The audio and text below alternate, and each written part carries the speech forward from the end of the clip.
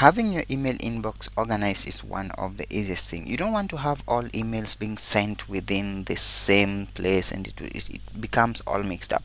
Now if you notice in this section, I have primary, I have promotions, I have social, I have updates, and I have forums. Now there are other categories that you can create, but how do you do this? Now if you want to set your emails address so that it becomes disorganized, the first thing you want to do is go to the settings. After logging into your email address, that is, then go to see all settings.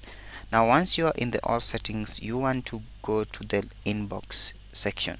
Now in this section you'll find all this here that you can either check or uncheck. Now by default, the only one that is set up is usually primary. It means all emails will go into that same category. But if you want to have all these other categories like I've set up mine, then you'll have to like check this: promotion, social, updates, and forums. Now this is also possible to do within your mobile device. You just have to log into your email address or Gmail, and then go to the settings option, and then you can organize your inbox into this type of thing. So you, when you go to your inbox, you have all this other. Now in the next video, maybe we'll look at how to uh, create labels, which is also another thing that can help you further organize your email address or email inbox like you have seen in this section here.